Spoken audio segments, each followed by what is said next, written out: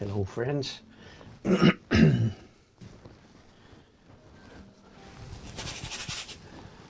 Few of you jumping on. Thank you very much. Good afternoon. Good to have you on board this lovely day before Thanksgiving here in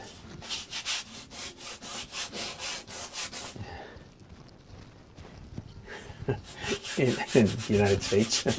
I was considering getting political, but the country formerly known as the United States, now something like Staditistan. Anyway, never mind. Welcome. So I'm in a minute. I'm going to be doing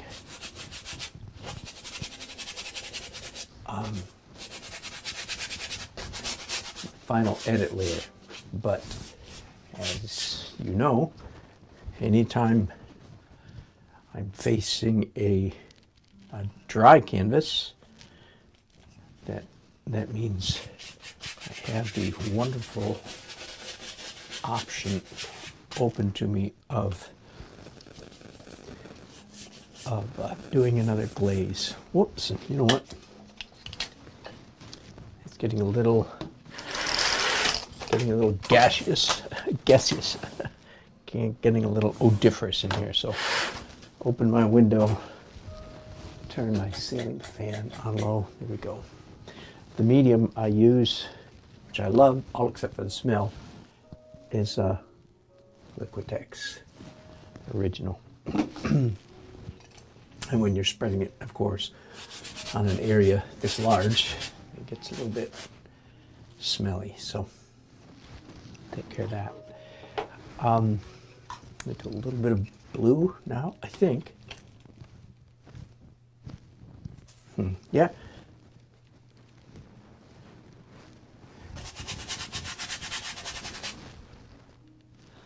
Add a little bit of violet to that.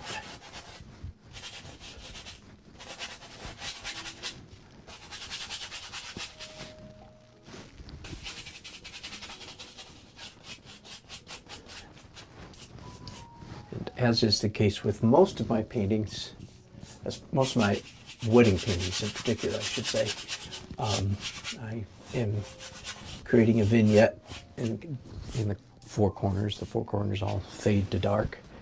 Most of my paintings do that as well, but not all. It's a handy trick, but by no means universal. It's not an always kind of thing. But for me, it is often kind of thing. All right, now,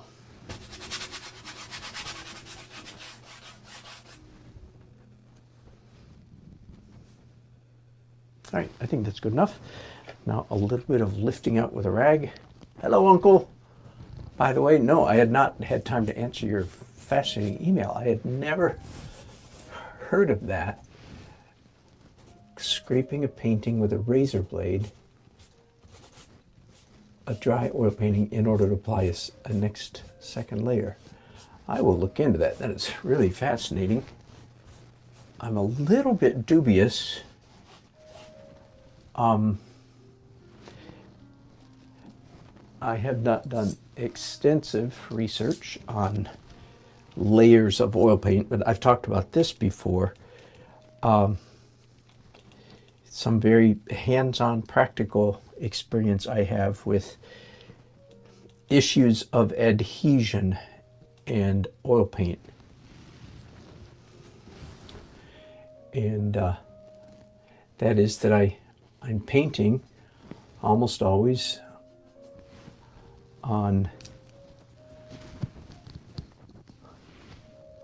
a glass palette, a 1/4 inch thick glass, with a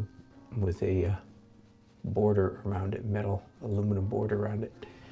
So I have oil paint, of course, in the regular course of painting, oil paints that dry on this glass palette.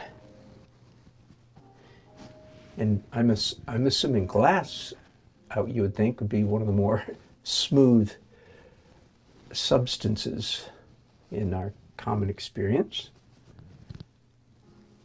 Yeah, in my experience is that scraping dried oil paint, and if I'm wrong here, I'd like somebody to correct me if I'm missing something.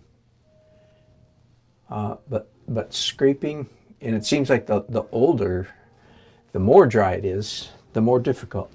In other words, scraping dry oil paint off glass is a challenge. I mean, it's a little bit of an elbow grease workout. It doesn't come off. Acrylics, on the other hand, they come off quite easily off plastic or shiny substances such as glass. But oils, not so much. I don't know, that's always caused me to think, pretty amazing when you think about it, because it's essentially linseed oil. The traditional is linseed oil anyway, right? I wonder if the early oil painters, did they have any idea how well, I mean, I guess I'm sure they experimented, did they have any idea how tough linseed oil thing is? It's just a vegetable oil, basically. Linseed oil is oil from flax seeds. It's a health food product. You can buy the same stuff at your local health food store. Did they realize? I mean, I doubt that they did at first. But anyway, that vegetable oil, flaxseed oil, would dry so that it's what can I compare it to? Harder than like Elmer's glue. It'd be easier to scrape Elmer's glue off a glass, I'm quite sure, than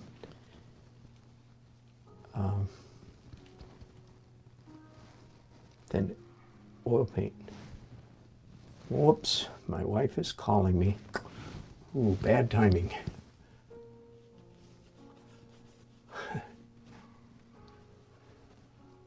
All right, by the way, I told you I was going to do final edit layer in this project, and I will. But I haven't started doing final edit yet, just in case you hadn't noticed. First I did a glaze, then I wiped stuff off from the glaze, and now I'm doing dark details, all in preparation for the final edit layer. Now, and just a comment about my bride and groom here, and again, the reason, and I didn't do my clapper yet, hang on. The reason I'm wearing a tux is because I'm going to edit this video, probably going to edit it, include, some sections of time-lapse video and so forth, and use it as promotional. So I want it to look as though I'm painting at a wedding. Does that make sense? So that's why I'm wearing a tux. Well, part of a tux. As I said yesterday, from the waist down, it's blue jeans and tennis shoes. And the reason that what precipitated this is that I don't think I've ever done a full-length painting of a wedding, full size, after the event.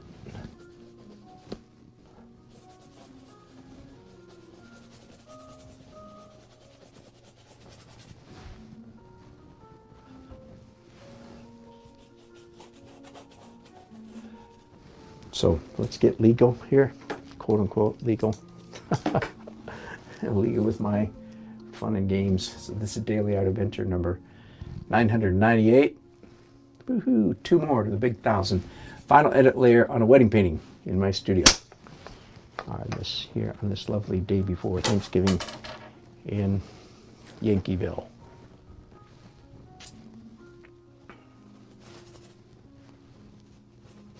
A bunch of you speaking of. Hello, Terry. And David says they're floating. Yeah, they are. That's what we want, David. That's what we want. I'm being facetious. So what, yeah, it doesn't look like that to me, but the solution, of course, is just a little bit more of a shadow line. And that's the one part of the painting, ironically, that the reflection of her dress on the floor is also far from complete. So, but indeed, that is something to watch out for.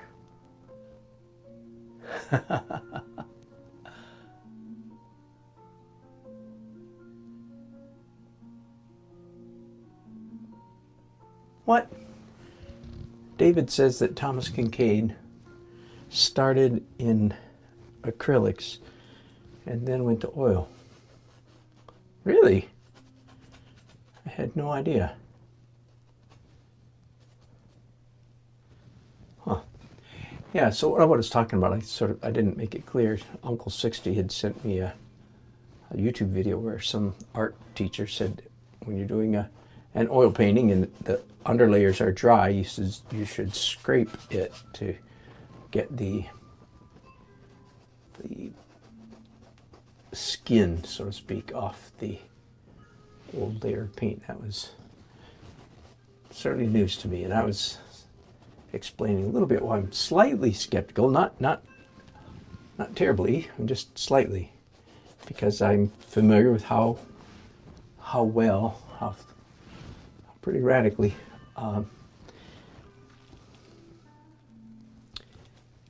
oil paint sticks to stuff. All right, so I'm almost finished here with what I've been doing here is a quick touch-up of a drawing with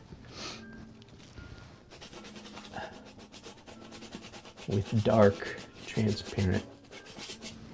All right, now I think I'm ready to proceed to the final edit layer, which is essentially light, pale, light color, light, opaque highlights.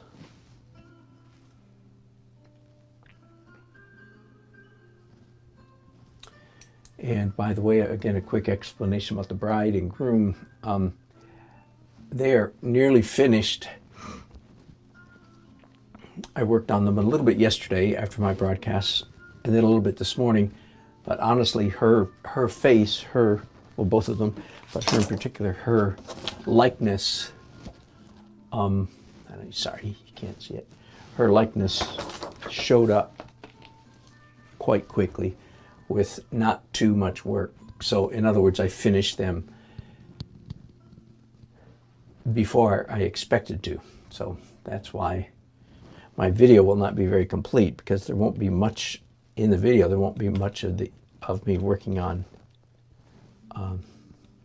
the bride and groom's faces, which is too bad. So I didn't record that part. And again, I thought I'd be still working on it for quite a while, and then a happy thing happened, which is, oh, bingo, arrived, did it, done. So it was not one of those working on it for a long time. So I am now moving toward final edit. Now, explanation for you newcomers: this final edit layer, quote unquote, used in the olden days, it was in fact the last layer, the last step in my process. But over the years, several other phases have evolved after this one. So it's no longer my last layer, but I still call it the final edit layer because that's really describes well the function.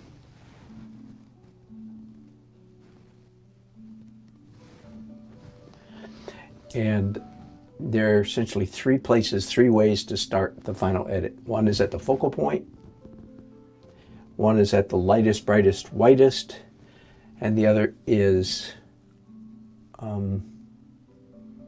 the furthest away object, which in this case would be the blue out the windows. Well, that's a silly solution in this case, so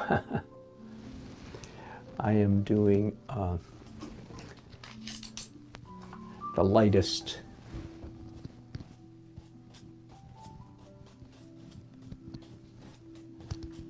A little bit of Bob Ross brush tricks here.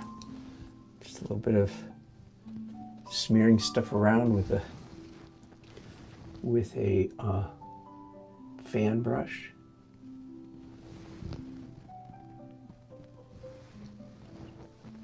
Now, I'm hoping that my client will like my decision here. In reality, the candles in the fireplace and the candles on above the mantle are actually not burning during the reception. I consider that to be a grave mistake on the part of the venue, the decorators, the people. That's a no-no in my book. That's even in my book. That's even bad form. Just in case you want to know, I'm sure you do. And I think decorators, interior decorator designers would agree with me.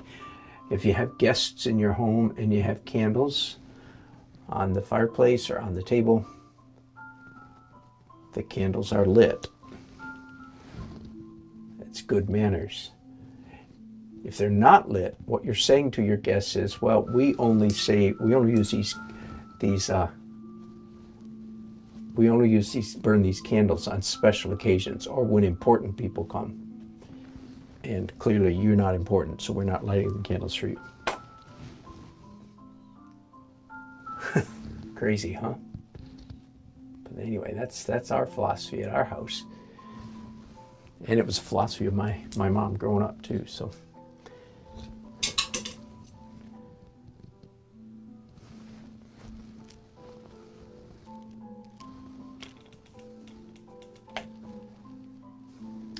So I started this final edit layer by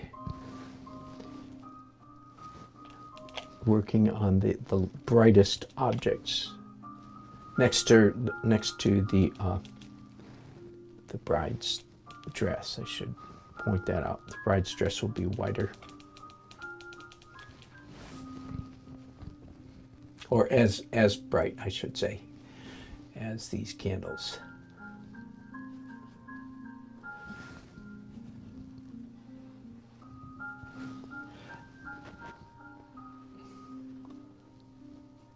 Okay, now first, a couple explanations. First of all, I described this layer as light, opaque highlights. But now it's time to get a little bit more specific or a little bit more honest. Many of my marks are actually not opaque, they're actually translucent. And I'm calling them opaque because the paint on my brushes is more or less opaque, right? But I'm often applying it in fairly thin layers, so the effect is translucent. And that's very important. In fact, let me give you a formula. In a good painting, such as mine, oh boy. Well, I'm trying to do good painting. That's all I'm going to say. So I know here's one of the rules I believe I understand. In a finished painting, most of the colors on the canvas should be transparent. Most of the canvas should be covered in a finished painting. Most of the canvas should be covered with transparent colors.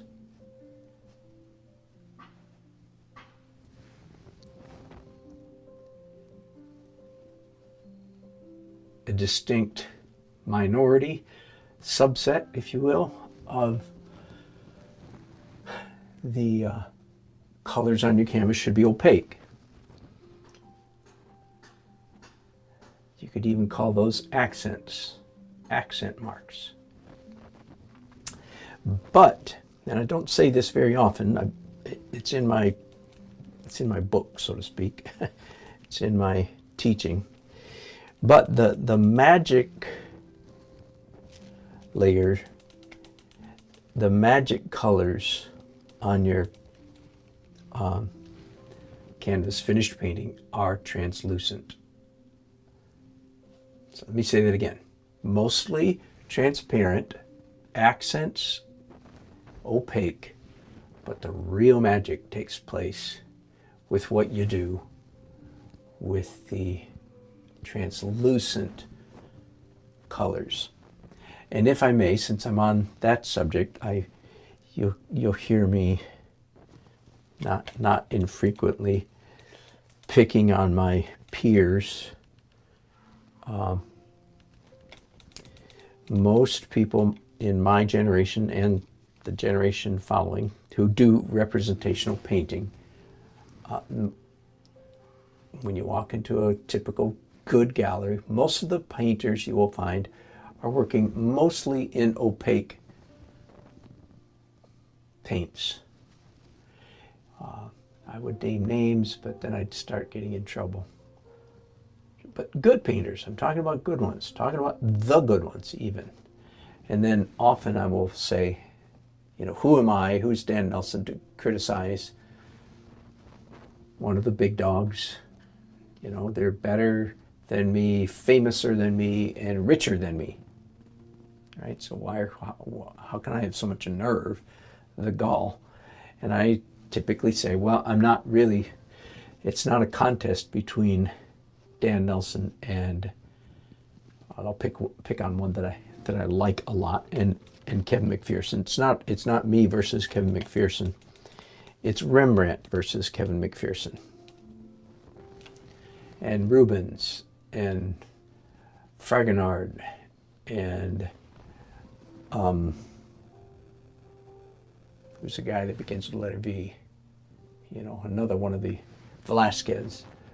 You know, this is who I'm comparing current masters to. Any great master, essentially, that you can name, that you can look up before 1890, basically all of them painted in this way, transparent, layers of transparent color. Okay? That magic of transparency was lost during the art wars of the 20th century. And there's again specific reason and specific history why we lost the magic of transparency, or why we abandoned it. We rebelled against it. And I actually agree with part of the rebellion, but that's for another time. Let's stay on subject. But here's what I want to say, sort of in defense, if you will, sort of my contemporaries who do paint mostly in opaque. They don't use a lot of medium. It's more or less straight out of the tube paints. But to their credit, even though they're using straight out of the tube paints, and this may describe some of you too, so I want you to be encouraged and not feel like, well, every day I have to start, you know, blah, blah. No. Most of those who ostensibly paint opaquely, what I said a little while ago applies to their paintings as well. That is, their paintings are opaque and translucent. So a lot of the contemporary artists who could be accused, if you will, of painting opaque, they actually do manipulate and play with, most of them quite a bit, the magic of translucence. So I just throw in a little sort of correction, if you will, to what I often say about my contemporaries, who most of whom paint opaque, but they actually paint opaque, most of them opaque and translucent. So they really are still achieving the magic. I would put Richard Schmid in that department. He says, no, straight out of the tube, don't use a medium, don't blah, blah, blah. And he's one of my heroes artistically. But even though he says straight out of the tube, he actually applies a lot of paint. You'll see this. Well, his underpaintings are completely transparent. So anyway, never mind. I'm getting myself into more trouble than I want to dig myself out of. So let's just leave that subject for a while. A lot of what you see me doing, and very typical of my final edit layer, first of all, the colors that I'm putting on the canvas are suggested to me by the colors that are already there. Like, what color am I going to put over here? Well, blue, clearly, right? And all these reddish, orangish brick marks that I've been making are just slight variations of what was already on the canvas. So that's tip number one. If you want to paint like me, very rarely do I make, hard left or hard right turns color-wise in this final edit layer.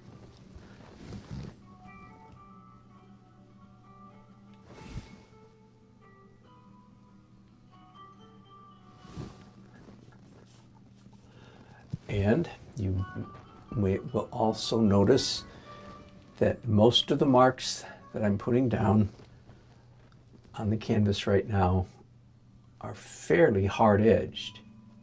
And that's a Dan Nelsonism.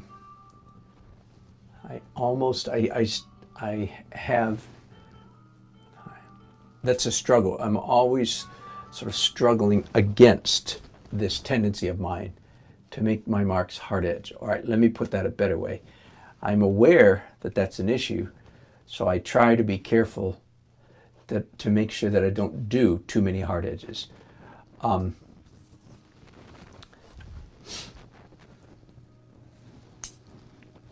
But in my defense, so to speak, or to explain, to describe my technique, you will also notice that most of these light opaque highlight marks that I've just made are very much in the central area of the painting. The painting grows more softer and more abstract the closer you get to the edges and the corners.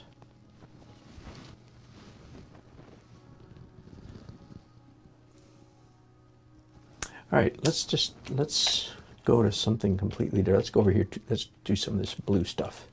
So I just wiped off my brushes. I didn't clean them. I just wiped them off with a tissue so that what I'm mixing up now is slightly dirty blue, right? Because my brushes have brown in them.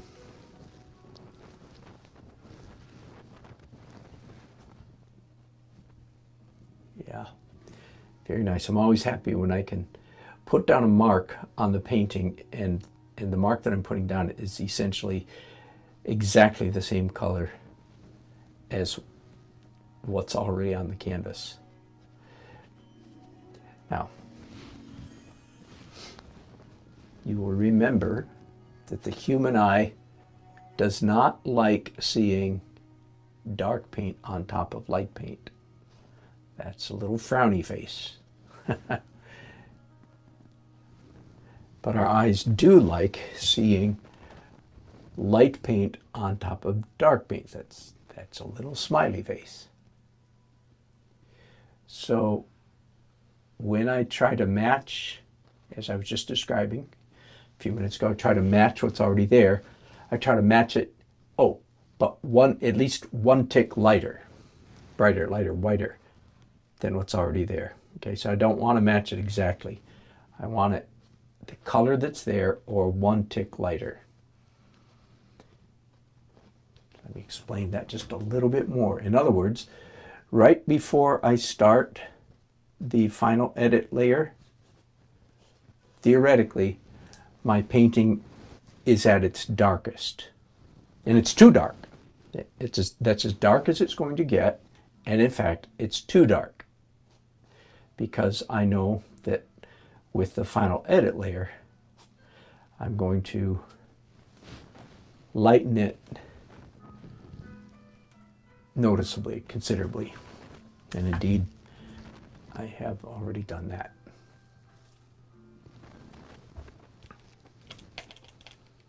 Going to mix up a darker and dirtier blue than what I just used. I say this often, but it bears repeating, probably. It's a very fine line between loose and unfinished. I think most of us would understand this principle that a painting grows more abstract, more looser, as you get closer to the edges of the canvas, right? That is not a Dan Nelsonism. That's a plain old universal art professorism, all right? So the painting grows more abstract. In fact, frankly, for us, those of us who are painters, usually, these are the favorite parts of our painting, are the abstract outlier areas. But, big but coming up. There's a very fine line between abstract or loose, as the way that I'm using the word now, and unfinished. And it's always a challenge to nail that balance, to achieve that perfect balance between abstract and it just looking like the artist got tired of it and walked away. And because as a matter of fact, if you're an artist, you know that's kind of always a temptation. It's like, oh, I'm ready to be done. Maybe I'm the only one that feels that way. No, I'm sure I'm not. I'm going to put up my copy of the photograph here. While I've got blue on my brushes, I decided to work on the groom's blue suit.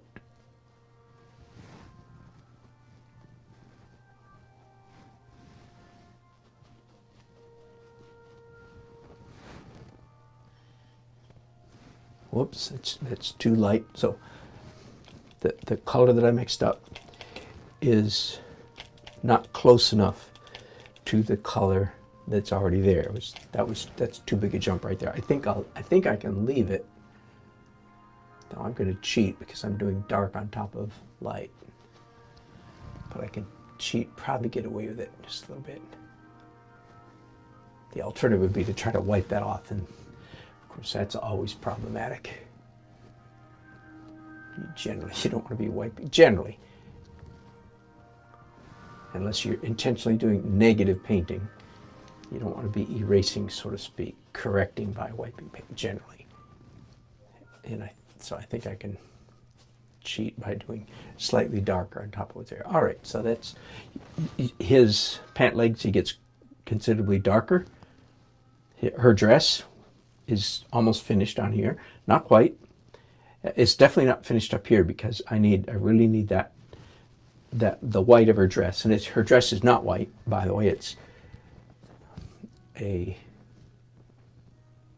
cream color, I guess. I'm not good at naming colors, decorator colors. Not my field, but I think that would be called cream. All right, he's done. He's done just for the moment. So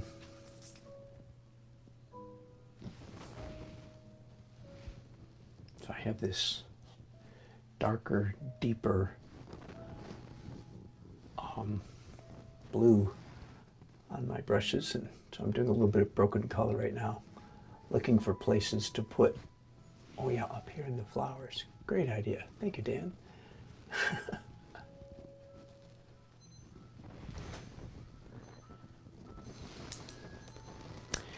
right, I think rather than wasting your time cleaning those brushes up, clean them later, let's pick up a couple other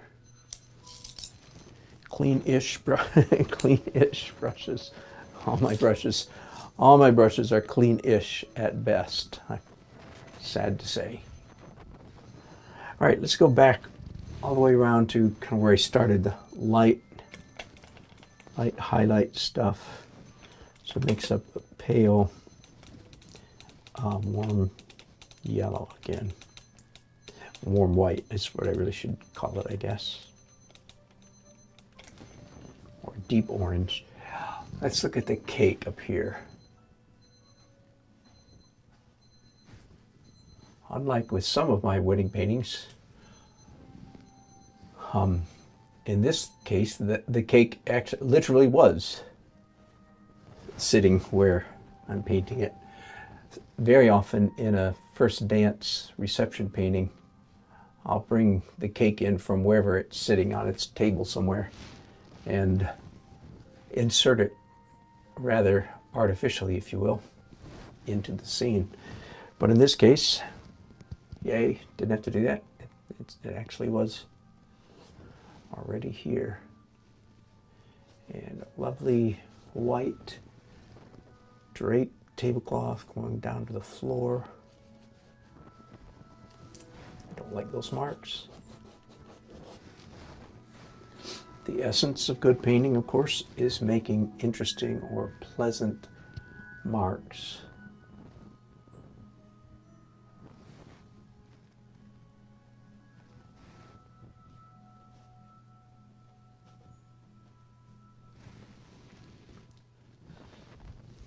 One of the most common tricks of the trade that I practice in wedding painting is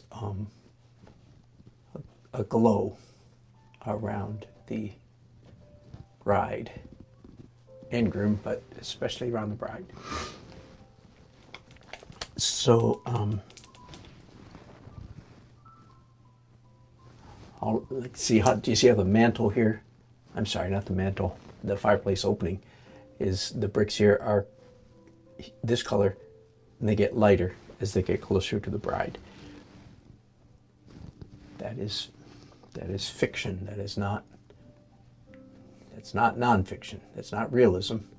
That's not journalism. That's romantic. That's made up. And that's, again, same thing here. The light that I've put in above these flowers, and in fact this mirror up on the fireplace above the mantle is see how it's darker here and lighter here? Again, so you getting it? Good. All of that is invented light to create an aura. Now, ironically, it's in this painting, it might be hitting it's going to be hitting the groom's head more than the bride's, but I think that's okay.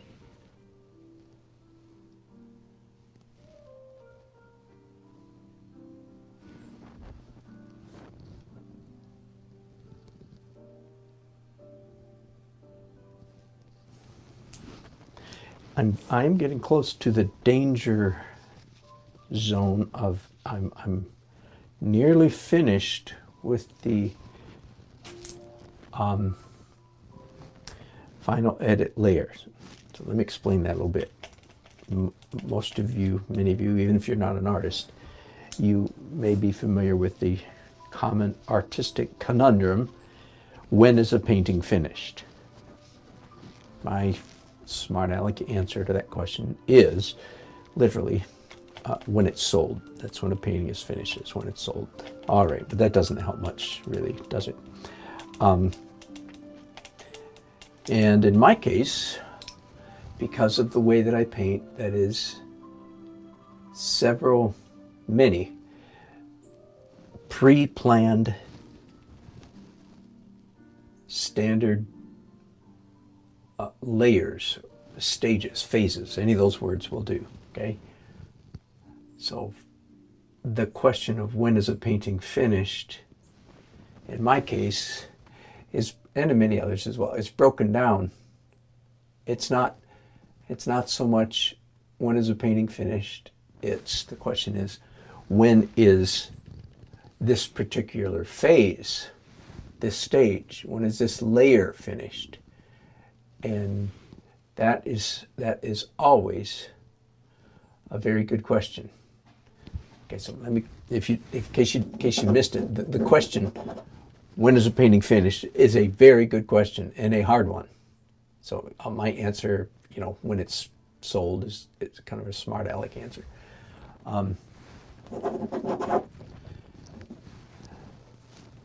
So I face the same conundrum, challenge every other artist faces. But in this case, for instance, the question is not when is the painting finished, but when is the final edit layer finished? And here's one of the other smart aleck but grain of truth answers to that question. When is the painting finished? And the answer is about 40 minutes, 20, 30, 40 minutes, you name it, before the artist realizes it. If you're an artist of any experience, you'll understand the truth in that quasi-humorous answer. The fact is, we all, left to our own devices, we're tempted to take every layer, I'll say in this case, we're tempted to take every phase, every stage too far. I've told this story often, but it bears repeating. Until coronavirus, I have led what we call a painters forum every month for the last 13 or more years.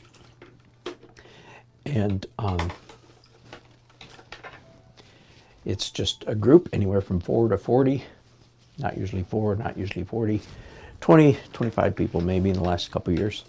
We get together once a month in a room and we just take turns standing up in front of each other and showing, a recent work or recent couple of works perhaps, and giving each other feedback. And one of the most common scenarios that plays out at our painters forum is the artist will put their canvas up and they'll say something like, well, it's not finished over here, or this area isn't finished. And there will be a chorus of protests from all the other artists in the room. All the other artists will say, no, don't touch it, it's finished, it's finished. Now here's the funny part. Then that artist sits down, and the next artist gets up, and sometimes says the same thing. Well, it's I like it pretty much, but I'm not finished with this area. Now understand, this is one of the artists that just a few minutes ago told his or her fellow artist, oh no, don't touch it, don't touch it. And they'll say the same thing, and the same chorus of protests will erupt from the room. No, don't touch it. Now, I'm not saying that always happens, but so often that it could be called a syndrome. It happens so often. It's hilarious. So here's the fact of the matter. The fact of the matter is, as painters, as artists, we are all way more willing for the other guy to keep the beautiful abstract zones of a painting than we are willing to keep the wonderful, magical, abstract zones ourselves. So that's the bottom line. Do you hear it? We all know that the real beauty in many paintings is, in fact, not the part where you explain a lot, but the parts where you don't explain much. I could give a whole longer lecture on that, but I will refrain. So turns out we're all more willing for the other guy to do that. We ourselves, we still have a hard time reining in, holding back, and not giving into overwork. So the enemy, again, and if you're not an artist, maybe you don't know that one of the chief challenges of painting or drawing is overwork. You overdid it. And usually what happens is we're working along, working, and let me put the bride and groom back up here for a minute, because I want to work on her dress a little bit. And because I have a lovely gray already on my brushes, so that's perfect for this part of her dress. And I lost the sentence. I know what I was talking about. We're more willing for the other person to, overwork. That's right. Overwork is, so you're working along and you're thinking, oh, I've got to do this and that. I've got, you sort of have a punch list in your mind, like, oh, I still have to do this and that and this and that and this and that. And then all of a sudden you realize, oh, darn it, I overdid this and that and this and that and this and that. I should have stopped 20 minutes or 20, 25, 30, 40 minutes ago, right? That's what I mean by the slightly humorous answer. When is a painting finished? One good answer is about 20 minutes before the artist thinks it is. And it's so true. Listen to me. I know better. I know better. I know better. And yet, what's probably still the number one mistake I make? Overwork.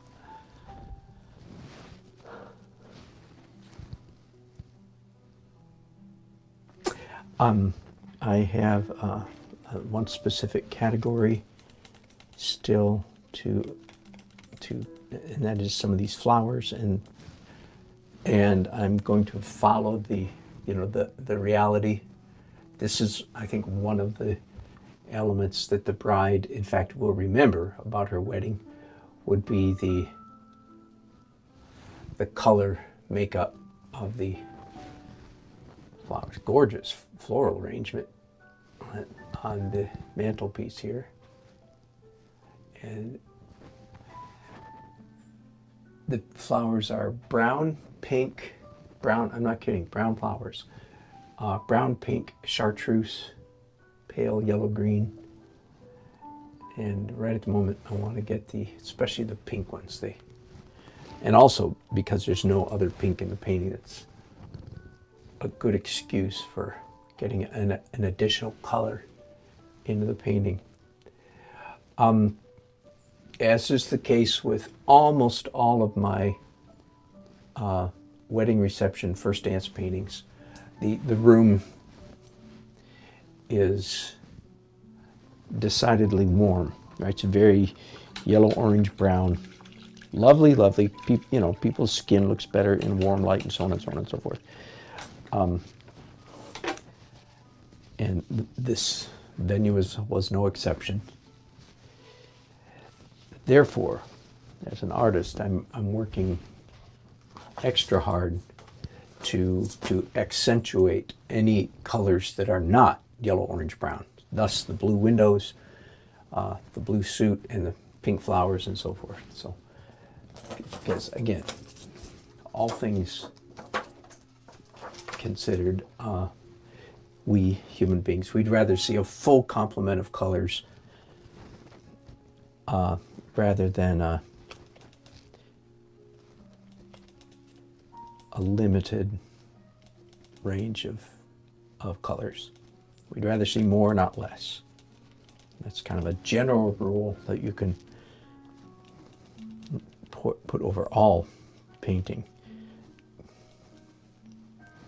All things being equal, and many times things are not equal, but all things being equal, generally speaking, human beings would rather see a full complement of colors, a full complement of values, that is from very dark to very light.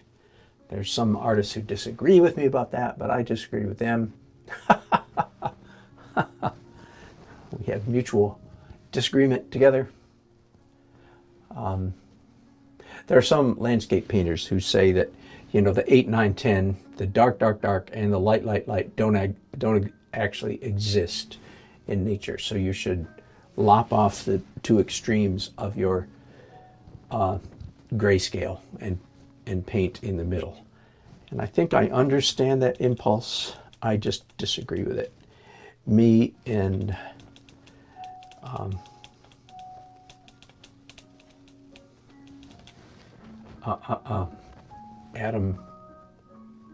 Ansel Adams Here, I got his last name. Me and Ansel Adams disagree with him.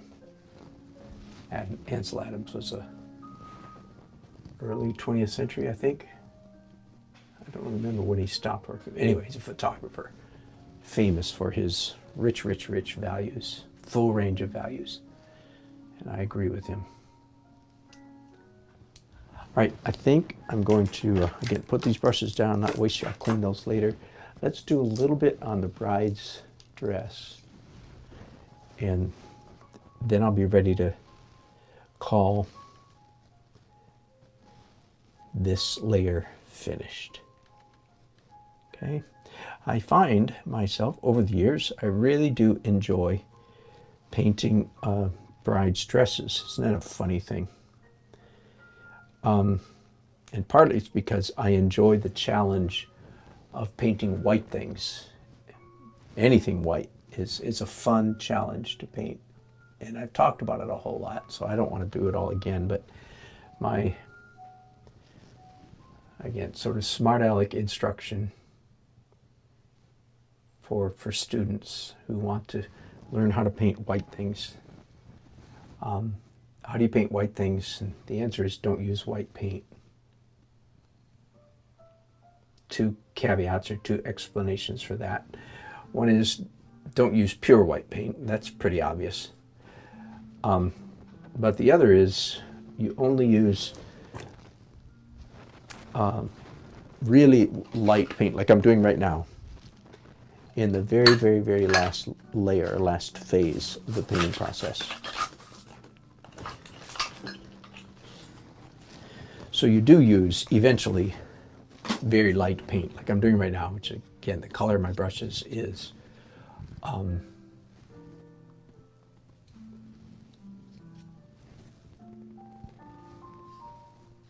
very light, pale cream color. I'm using a piece of cardboard here so for making lines.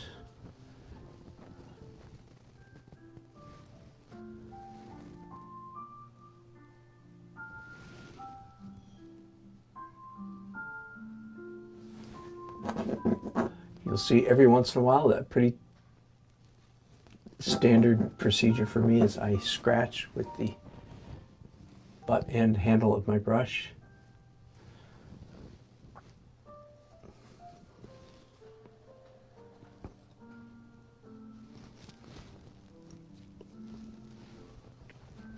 So you may be asking, is the painting not finished? The answer is no, not quite. It could be, and I used, in the olden days, I used to finish my paintings at this level of completion. And I could still do that, but since I'm working in my studio, I'm not under great time pressure like I am when I'm painting live. I'm going to do a couple things.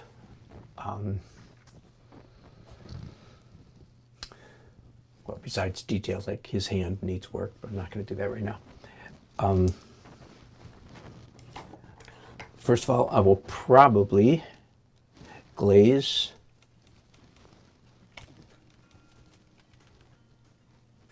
the whole painting one more time. Probably. And, but before I do that, I will probably do some broken color. That's one of the new developments in the last 2.5 or 3 years in my painting, is making the broken color phase or broken color layer a distinct and separate step all of its own. Very late in the process. Now, let me quickly say, because this is a wedding painting, I actually keep the broken color a little bit more muted than I do in the rest of my painting. But still, I will probably introduce a little bit of broken color. And then a glaze, and then the very last thing probably that I will do will be sparkle, one more layer of slightly lighter color, anywhere and everywhere, wherever I can squeeze it in. Sparkle and palette knife texture. So I'll just fairly arbitrarily, I will introduce some palette knife texture into the painting simply because an impasto thickness with it. Simply because, again, human beings, for some reason, human beings get a kick out of seeing little piles of paint, to put it bluntly and stupidly. People like to see little piles of oil paint on their oil paintings. It sounds kind of funny, but it's true. It's good to know things like that. You might say, really? I go, yep. Want to make your paintings better? I know you do. Finish with some impasto, some little thick bits, and a palette knife is one of the ways to do that.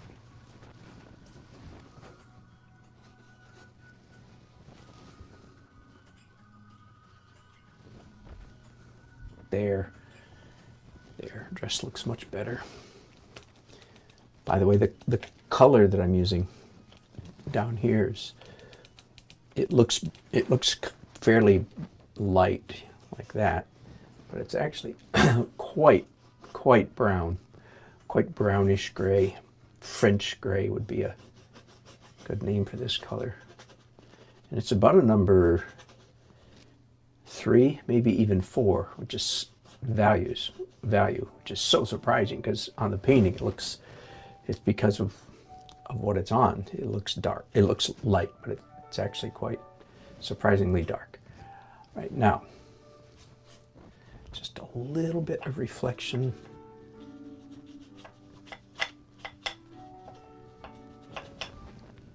Yeah.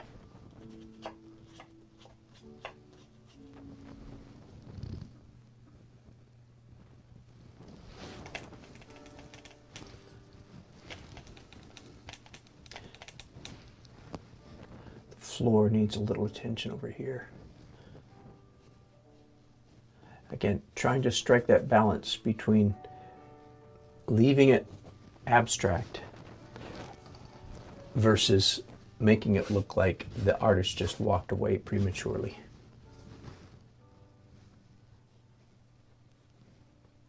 Don't want to do that.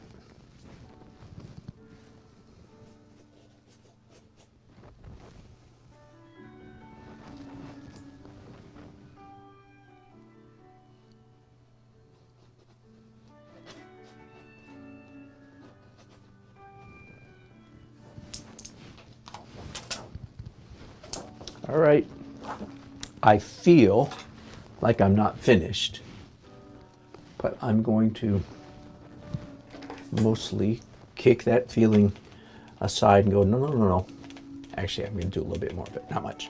I'm going to essentially exercise artistic discipline, self-discipline, say, no, I am going to quit. What I'm going to do is I have some large gray areas over here, which I love, but they're a little bit too big, too much of one color. So I'm doing that old trick that I do all the time of coming in here and adding just a slightly lighter shade to what's already there. There, that's good enough.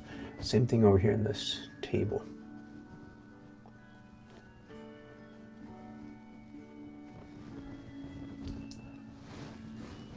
Now, I'm stopping here. What this will let me do is look at the painting. Tomorrow's Thanksgiving. I doubt that I'll paint a house full of company. I probably won't paint, but I will look at this painting and make judgments, especially about this last layer, about the final edit layer. And I'll probably see just a few bits here and there, like, oh, I should work on that a little bit. For instance, I see one, and this is where you can drive yourself crazy, quit painting, call it done.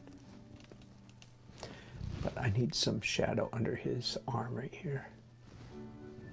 Good enough for now. All right, let me see what wonderful things you guys have been saying. I appreciate your watching.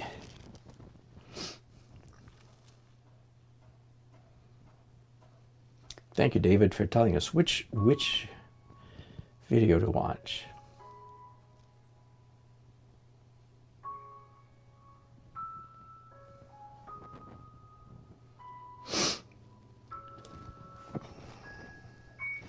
Oh, you're right, David. This does come up further. I like it. I changed my mind on this painting. I didn't have that on the first one at all. This one, I do. That's a good eye. You must be comparing. Thank you, Terry, for liking this painting. Hello, Nancy.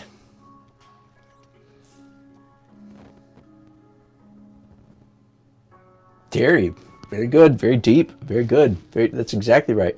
The artist and the viewer. And as the artist, it's my job to try to get inside the head of the viewer and understand how they, a non-artist, is going to respond to my painting, right? Very good. I agree.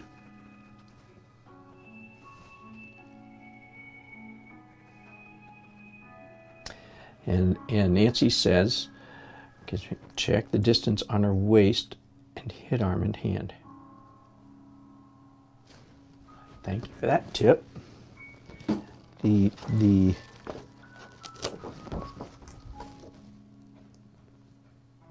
right, I can cheat. Thank you very much. Thank you very much. Whew. I'm gonna make a mark. The pencil telegraphs to me that this is a correction, so that I hopefully won't forget when I come back in a couple days and see this pencil mark. I'm going, what's that? I go, oh wait, that's right. I was going to tuck that in a little bit more. Thank you, Nancy. Good eye. Appreciate it. Batman says it's beautiful. Thank you, Batman.